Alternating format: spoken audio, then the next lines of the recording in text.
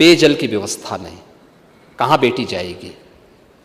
और ये इस डबल इंजन की सरकार ने आदरणीय प्रधानमंत्री जी की प्रेरणा से तय किया कि हर स्कूल में शौचालय होने चाहिए और शुद्ध पेयजल की व्यवस्था होनी चाहिए, और ड्रॉप आउट रेट इसलिए हम 0 तक पहुंचाने में सफल हुए हैं। ड्रॉप आउट रेट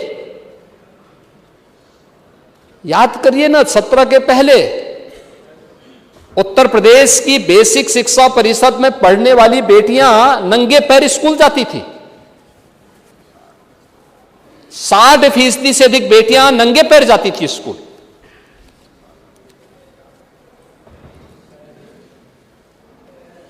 और आज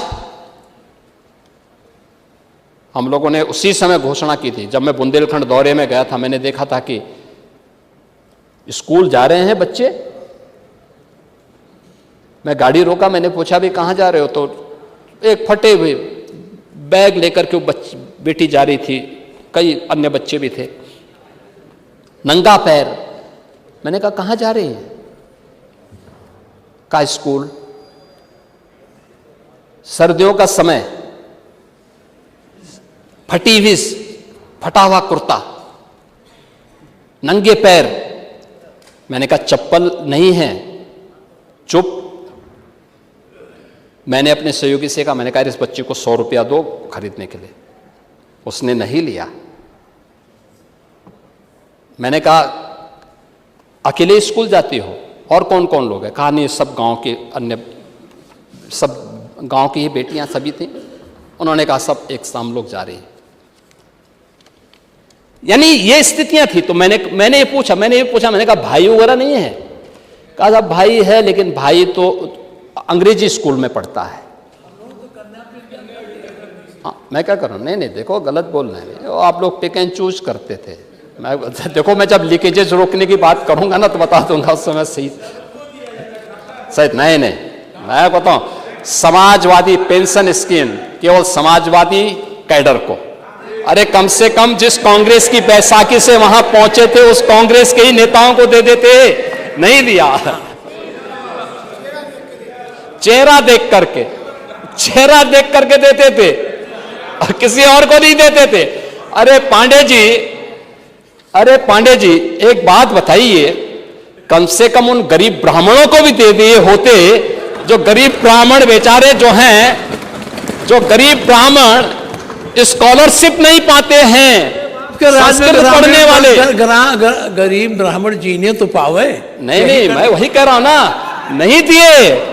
तो यही मैं पूछ रहा हूं कि आप लोग तो उन गरीबों पर भी अत्याचार किए, लेकिन हमारी सरकार ने देखिए। और मैंने पूछा भाई कहां है? उसने कहा अंग्रेजी स्कूल में पढ़ता है। मैंने कहा उसके पास भी चप्पल नहीं है। कहा नहीं, उस तो भाई है ना। मैं उसी दिन शाम को वापस आया लखनऊ। मैंने बुलाया वित्त सचिव को भी और बेसिक शिक्षा परिषद के भी प्रिंसिपल सेक्रेटरी को बुलाया। मैंने कहा भी देखो, प्रदेश भर के हर बेटी के लिए 2 uniform, bag, books, shoes, socks ये अनिवार्य रूप से करो पूरे प्रदेश भर में। और इस प्रक्रिया को हम लोगों ने आगे बढ़ाया। मैंने खर्चा जोड़ा इसका। देखो, इसी सदन में चर्चा होती थी। मैंने कहा भी कितना खर्चा आता है इसमें, एक इंडिविजुअल को खरीद के दिखाओ मेरे सामने। पता लगा 800 रुपये में ये सब आ जाता है। मैंने कहा ठीक। तो पहले 4 साल हम लोगों ने जिले में पैसा भेजा, पैसे भेज के कहा गया कि लोकल स्तर पर आप प्रोक्योर करिए। स्वाभाविक रूप से फिर बाद में हुआ कि भाई बालकों को भी दे दिया जाए। हमने कहा सभी बच्चों को दो, जो भी बेसिक शिक्षा परिषद में पढ़ने वाले बच्चे हैं सभी बच्चों को दे दो। और उन बच्चों के लिए हमने देखो यहां पे भी जाति नहीं देखी, क्षेत्र, जाति, मत, मजहब नहीं देखा, क्योंकि सरकार के लिए पाप है अगर सरकार इस प्रकार का भाव रखती है। तो हम लोगों ने सबको समान रूप से दिया, और समान रूप से देने के बाद फिर सरकार ने इस बात को कहा कि भाई ठीक है, अब ये चीजें हो गई। हमने कहा आता था भाई इतनी स्वेटर एक साथ कौन दे देगा। लुधियाना से भी नहीं आ पाता था, यूपी के अंदर भी नहीं आ पाता था, इतने जो यूनिफॉर्म कौन देगा। तमाम शिकायतें आती थी कि कहीं समय पे मिला है, कहीं नहीं मिला है। तो हमने कहा एक काम करो, अब इन बच्चों को आधार से लिंक कर लो, इनके नाम हैं, आधार से लिंक करो, अकाउंट खोलो और इनके अकाउंट में अब 800 की बजाय 1200 रुपया भेज दो। हर साल 1200 रुपये के हिसाब से उन बच्चों को देते हैं। ये है यूनिवर्सल लॉ का नियम, सबको समान, यही व्यवस्था है। और सरकार ने उसी अप्रोच को आगे बढ़ाया। बेटी के ड्रॉप आउट रेट को कम करने में डाटा की क्या भूमिका हो सकती है और स्टेट डाटा अथॉरिटी के गठन के पीछे की सरकार की मंशा क्या है, सरकार ने कैसे इसको आगे बढ़ाया है, ये उसके पीछे की धारणा यहाँ पर मुझे चूंकि रखनी थी, इसलिए मैंने यहाँ पर बताया कि इसलिए हम स्टेट के अंदर, राज्य के अंदर अन्य योजनाओं को इसी प्रभावी ढंग से हम क्रियान्वित कर सकेंगे। यह एक प्रभावी क्रियान्वयन का एक सरकार का तरीका है और उसको हम लोग यहाँ पर आगे बढ़ा रहे हैं।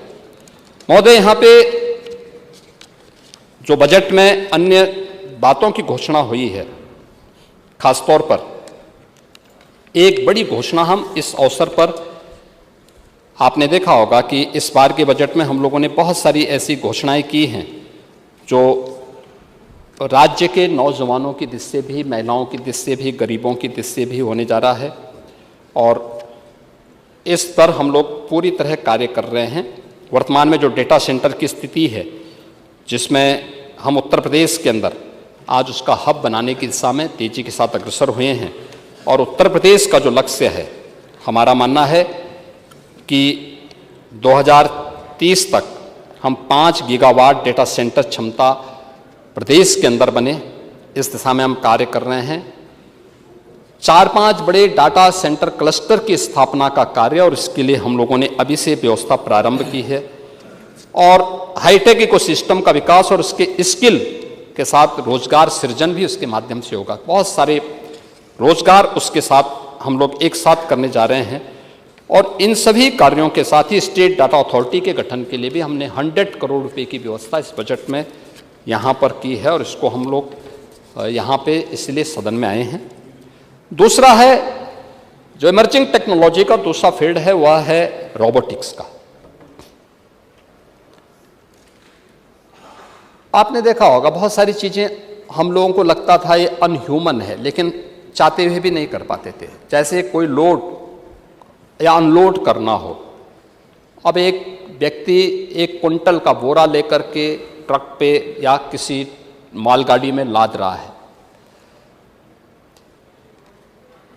वास्तव में ये चीज़ें अनह्यूमन है, लेकिन अब इसका स्थान रोबोटिक ले सकता है। खेतों में दवा डालने का काम पहले किसान अपने हाथों से करता था। आप मुझे बताइए, जो जहरीले कीड़े उस पेस्टिसाइड से मर रहे हैं, क्या उसको नुकसान नहीं पहुंचा रहा है जो उसको छिड़काव कर रहा है? आज उसका स्थान ड्रोन ने ले लिया है। प्रदेश ने ड्रोन हब के लिए सेंटर ऑफ एक्सीलेंस विकसित करने के लिए आईआईटी कानपुर को गत वर्ष उनके साथ एमओयू किया था, उसको आगे बढ़ाया था और इस बार रोबोटिक के लिए हम लोगों ने इस रोबोटिक मिशन के लॉन्च हम लोगों ने किया है। इसमें भी 100 करोड़ की व्यवस्था हम लोगों ने 100 करोड़ रुपए की व्यवस्था की है और हम इस दिशा में तेजी से कार्य करके उत्तर प्रदेश को एक नई ऊंचाई तक पहुंचाने का काम करेंगे और इसको हम लोग आगे बढ़ाने का काम करेंगे। प्रदेश के अंदर जो अन्य कार्य हम लोग करने जा रहे हैं, खासतौर पर जो आर्टिफिशियल इंटेलिजेंस के क्षेत्र में, मैं आज उत्तर प्रदेश के नौजवानों के लिए एक बड़ी घोषणा भी करना चाहूँगा कि आपने कल देखा होगा कि देश के अंदर आदरणीय प्रधानमंत्री जी ने जिस एआई समिट का उद्घाटन दिल्ली में किया है, वो एआई समिट में 20 राष्ट्राध्यक्षों ने अपने संबोधन में जो बातें कही हैं, बहुत महत्वपूर्ण बातें कही हैं और डाटा के एआई के बारे में कि एआई किस रूप में नई संभावनाओं को आगे क्रिएट कर सकता है, इसमें हमारी क्या भूमिका हो सकती है। लेकिन उसके लिए स्किल मैन पावर चाहिए। उस स्किल मैन पावर के लिए आज उत्तर प्रदेश सरकार अपने नौजवानों के लिए, क्योंकि हमारा मानना है कि एआई गेम चेंजर होने वाला है और इसमें यूपी के युवाओं को, यूपी के स्केल का, क्योंकि उत्तर प्रदेश देश का ऐसा राज्य है जिस राज्य ने